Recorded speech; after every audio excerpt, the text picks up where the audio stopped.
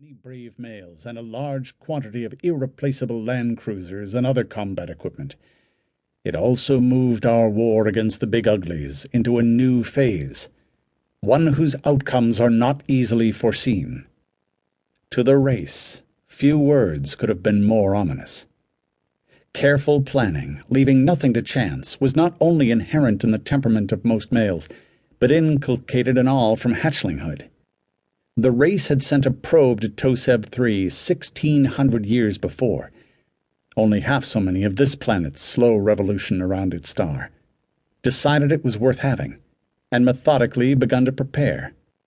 But for those preparations, little in the race's three-world empire had changed in that time. The Big Uglies, meanwhile, had gone from riding animals and swinging swords to riding jet aircraft, launching short-range missiles, using radio, and now to atomic weapons. The race's savants would be millennia investigating and explaining how a species could move forward so fast. Neither the race itself nor its subjects, the Halessi and the Rabotevs, had ever shown such a pattern. To them, change came in slow, tiny, meticulously considered steps. Atvar, unfortunately, did not have millennia to investigate the way the Big Uglies worked. Circumstances forced him to act on their time scale, and with too large a measure of their do-it-now, worry-later philosophy.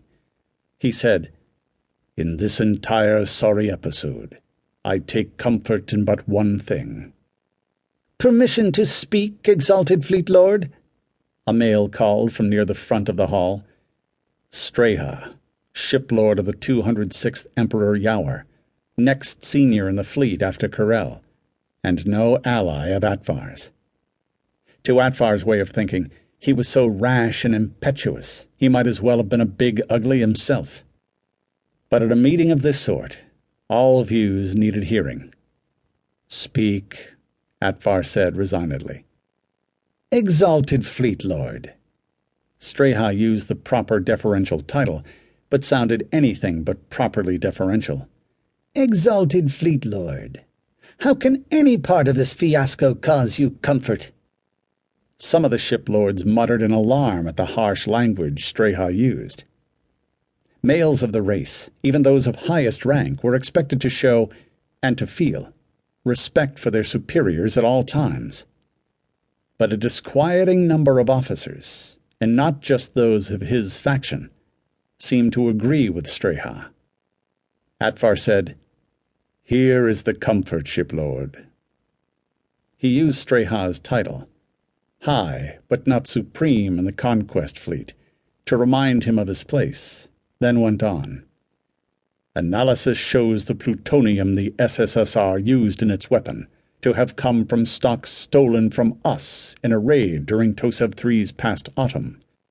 The Big Uglies may be able to make a bomb if they get nuclear material, but we have no evidence they can manufacture it on their own." "Cold comfort to the thousands of males dead because you didn't think the Tosebites could do even so much," Streha jeered. "Shiplord, you forget yourself," Karel said from beside Atvar. Sometimes a near equal could call attention to a breach of decorum a superior might feel he had to ignore. "By the Emperor, shiplord, I do not!" Streha shouted back. At the mention of his sovereign, he cast down both eye turrets so he looked at the floor for a moment. So did every other male in the chamber, Atvar included. The murmurs among the shiplords grew. As Karel had said, Streha's conduct was most out of place in a staid officers' meeting. But Streha himself was anything but staid. "Who, exalted Fleet Lord, led the raid in which we lost this nuclear material?" he demanded. Atvar's gut nodded. Now he knew the direction from which Streha would attack, but knowing brought no comfort. He tried to head off the shiplord. "That is not relevant to the matter before us now." Many males, probably even most, would have yielded to his authority. Streha, though, refused to be headed off. "It most certainly is relevant, exalted Fleet Lord," he howled. "Wasn't the chief Big Ugly male the one named